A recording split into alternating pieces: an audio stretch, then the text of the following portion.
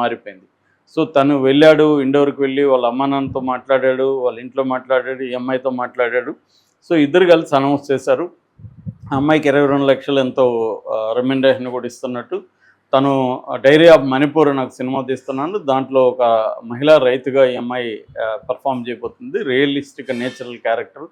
నేను అమ్మాయికి ఒక నెల యాక్టింగ్ కోర్స్ కూడా నేర్పిస్తానని కూడా అనౌన్స్ చేశాడు. దాని తర్వాత ఏం జరిగిందంటే అమ్మాయికి యాక్టింగు, తర్వాత సింగింగ్. అమ్మాయికి కొంత పాడడం కూడా వచ్చు. అప్పటికే అమ్మాయి రీల్స్ అవన్నీ చేసింది. వాళ్ళ సిస్టర్ ఈ అమ్మాయి కలిసి కొన్ని కుంభమేళాకు ముందు కూడా రీల్స్ కొన్ని చేశారు. కుంభమేళ వచ్చినా కూడా తన ఛానల్, తన దీంట్లో ఇన్స్టాలు అమ్మాయి రీల్స్ చేసి పెట్టడం, అవి కూడా బాగానే పాపులర్ అవుతా వచ్చాయి. సో ఎప్పుడైతే సనోజ్ మిశ్రా ఇది అనౌన్స్ చేశాడో, సనోజ్ మిశ్రా ఈ అమ్మాయికి అగ్రిమెంట్ రాసుకున్నారు ఫ్యామిలీతో. ముంబైలో ఉంటాడు కాబట్టి వాళ్ళకి కొంత ముంబైలో ఇవన్నీ ఐడియా ఉంటుంది, అగ్రిమెంట్లు ఇవన్నీ. సో ఇతను ఎప్పటి నుంచో ఇండస్ట్రీలో ఉన్నాడు, సినిమా ఇండస్ట్రీలో. సో ఇతను అమ్మాయిని తీసుకున్నాడు. ఈ లోపల ఏమైందంటే కేరళలో ఒక బాబీ చమ్మనూర్ అని ఒక బిజినెస్ మ్యాన్ ఉన్నాడు. తను ఒక జ్యువెలరీ స్టోర్ ఓపెన్ చేస్తుంటే తను ఇతన్ని కాంటాక్ట్ చేశాడు. ఆ అమ్మాయి నాకు కావాలి ఓపెనింగ్ అని. ఈ అమ్మాయిని తను పట్టుకుపోయాడు అక్కడికి. కేరళ కొజిక్కాడ్ అంటారు, ఈ కొజిక్కాడ్కి వెళ్ళి తీసుకెళ్ళి ఆ షోరూమ్ ఓపెనింగ్. ఫస్ట్ టైం ఈమె ఫ్లైట్ ఎక్కింది. సో ఫ్లైట్ ఎక్కి కొజిక్కాడ్కి వెళ్ళి షోరూమ్ ఓపెన్. దానికి జనం కూడా విపరీతంగా వచ్చారు. సో అప్పుడు అతను చెమ్మనూరు ఈ అమ్మాయిని ముద్దు కూడా పెట్టుకున్నాడు. ఆ వీడియో కూడా వైరల్ అయింది. దాని తర్వాత ఈ అమ్మాయి పాపులర్ అయిపోయింది కేరళకి వెళ్ళి వచ్చిన తర్వాత. ఇప్పుడు ఆ అమ్మాయి మళ్ళీ ఒక వీడియో చేసింది. అదేంటంటే ఫ్లైట్లో ఇతనితో కలిసి వెళ్తుంది, ఎవరు ఈ సనోజ్ మిశ్రాతో. ఎక్కడికి వెళ్తుంది అంటే మాలాపూర్ అని నేపాల్లో మహాశివరాత్రి సందర్భంగా మాదని మహోత్సవం అనే ఒకటి జరుగుతుంది, ఫెస్టివల్. ఆ ఫెస్టివల్ మ్యూజిక్ ఫెస్టివల్ అది. ఆ మ్యూజిక్ ఫెస్టివల్ అమ్మాయి పాడడానికి అక్కడ వాళ్ళు అడ్వాన్స్ కూడా ఇచ్చారు. ఇతను తీసుకెళ్తున్నాడు. అప్పుడు ఆ అమ్మాయి అంకుష్ 1986లో వచ్చిన అంకుష్ సినిమాలో ఒక పాటకి ఈ అమ్మాయి రీల్ చేసింది. ఆ పాట ఏంటంటే ఇత్నీ శక్తి ముజే దేనే మాత అనే ఒక పాట. ఆ పాటకి ఆమె చేసింది. అయితే ఈ కాంటెక్స్లో ఏంటంటే ఈ సనోజ్ మిశ్రా అనేవాడు సినిమాలు తీయడు, పాడు లేదు, సినిమాలు తీస్తున్నానని చెప్పి అతను మోసం చేస్తుంటాడు, ప్రొడ్యూసర్ని మోసం చేస్తాడు. ఇతను హీరోయిన్లు కూడా, అమ్మాయిలను కూడా తను పర్సనల్గా శారీరకంగా వాళ్ళని వాడుకుంటాడు. ఇతను ఒక తాగుబోతు అని చెప్పి ఎవరో కాదు, అతను ప్రొడ్యూసరే. గతంలో అతను 'డైరీ ఆఫ్ వెస్ట్ బెంగాల్' అని ఒక సినిమా తీశాడు. దాని ప్రొడ్యూసర్ నారాయణ, అతని పేరు జితేంద్ర నారాయణ అలియాస్ వాసిం రిజ్వీ. ఈ వాసిం రిజ్వీ అని అతను ఈ విమర్శలు చేశాడు.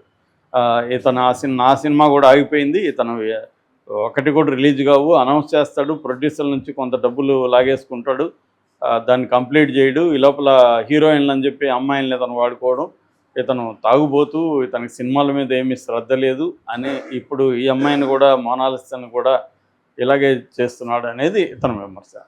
సో ఇప్పుడు నేను ఇంతకుముందు కూడా ఒకసారి చెప్పాను, ఈ అమ్మాయికి ఏంటంటే ఏ బ్యాక్గ్రౌండ్ లేకుండా సినిమా ఛాన్స్ వచ్చింది. సినిమా ఇస్తాడు లేదని పక్కన పెడితే ఈ అమ్మాయికి సినిమా ఛాన్స్ వచ్చింది. వచ్చినప్పుడు ఏమైంది, సినిమా ఛాన్స్ వచ్చింది కాబట్టి మీడియా అంతా నేషనల్ లెవెల్లో మళ్ళీ ఈ అమ్మాయి మీద రాయడం, ప్రసారం చేయడం, చర్చలు ఇవన్నీ జరిగాయి. దాంతో ఈ అమ్మాయి ఒక సెలబ్రిటీ అయితే అయింది. పైగా ఆ అమ్మాయి వయసు ఎంతో కాదు, 16 ఏళ్ళ వయసు. కాబట్టి చాలా జీవితం ఉంది ఆ అమ్మాయికి. సో ఇప్పుడు ఏంటంటే ఈ అమ్మాయి రైట్ డెసిషన్లు తీసుకోవాలంటే వాళ్ళ ఇంట్లో ఎవరు కూడా ఈ అమ్మాయి గైడ్ చేసేవాళ్ళు లేరు, ఎడ్యుకేటెడ్ కాదు. కాబట్టి ఇట్లాంటి వాళ్ళు అవసరం ఉంది. మామూలుగా మేనమావులు, బావలు ఇలాంటి వాళ్ళు హీరోయిన్లకు ఒకప్పుడు వచ్చేవాళ్ళు. ఇవాళ కొంత హీరోయిన్లు స్మార్ట్గా ఉంటున్నారు, చదువుకొని వస్తున్నారు. అయినా కూడా వాళ్ళకి మేనేజింగ్ థింగ్స్కి ఎవరో ఒకరు ఫ్యామిలీ నుంచో ఎవరో ఒకరు కావాలి. ఈ అమ్మాయికి లేనప్పుడు ఏం చేస్తుంది, ఖచ్చితంగా ఈ సనోజ్ మిశ్రాకి ఈ అమ్మాయి సరెండర్ అవ్వాల్సిందే. అవ్వకపోతే ఆ అమ్మాయి కెరీర్ వేరే ఏం ఛాన్సులు రాలే. మంచో చెడు సనోజ్ మిశ్రా అని అతను రావడం వల్లే కదా ఇవన్నీ వస్తున్నాయి. సనోజ్ మిశ్రా రాకుండా వచ్చునుంటే ఓకే. సనోజ్ మిశ్రా రావడం వల్ల ఇప్పుడు అతనికి కూడా ఈ అమ్మాయిని ఉపయోగించుకుంటే డబ్బులు వస్తాయి. ఎందుకంటే అతను ఇట్లా ఓపెనింగ్లకి, మ్యూజిక్ ఫెస్టివల్కి ఇవన్నీ మళ్ళీ కూడా కేరళలో ఒక మ్యూజిక్ ఫెస్టివల్ కూడా ఛాన్స్ వచ్చిందని చెప్తున్నారు. సో దానికి కూడా ఈ అమ్మాయి వెళ్ళే అవకాశం ఉంది. సో అలాగా ఈ అమ్మాయిని అతను యూజ్ చేసుకుంటాడు, ఫిజికల్గాను మానిటరీ పరంగాను. దానివల్ల ఆ అమ్మాయికి కూడా మానిటరీ పరంగా కొంత కెరీర్ పరంగా రేపు పొద్దున పెద్ద సినిమా హీరోయిన్ కాకపోయినా కనీసం మ్యూజిక్ ఫెస్టివల్స్ అనో ఇంకోటోనో అమ్మాయికి కొంత ఆర్థిక పరంగా కొంత బెటర్ లైఫ్ అయితే దొరికే అవకాశం ఉంది. కాకపోతే ఆ అమ్మాయి నెక్స్ట్ లెవెల్కి వెళ్ళాలంటే మాత్రం అమ్మాయి కూడా తెలివిగా ఆలోచించుకోవాలి. 16 ఏళ్ళ అమ్మాయి, పైగా చదువు లేదు, తనకున్న జీవితం అనుభవం తప్ప వేరే అనుభవాలు లేవు. అందులో ఈ ఫీల్డ్ ఎలా పనిచేస్తుంది అనేది అమ్మాయికి కూడా ఇబ్బంది. కాబట్టి కొంత టైం పడుతుంది. ఆ అమ్మాయి దీన్ని ఎలా ఆర్గనైజ్ చేసుకుంటుంది, ఇతను ఏ స్థాయి, ఇతను వీళ్ళు చెప్తున్నట్టు తాగుబోతూ అమ్మాయిలు పిచ్చున్న వ్యక్తి అనే వరకే అయితే కూడా కొంత బెటరే. అంతకంటే వీడు దుర్మార్గంగా ఏమైనా బిహేవ్ చేస్తే అమ్మాయికి ఇబ్బందులు ఎక్కువ ఉంటుంది.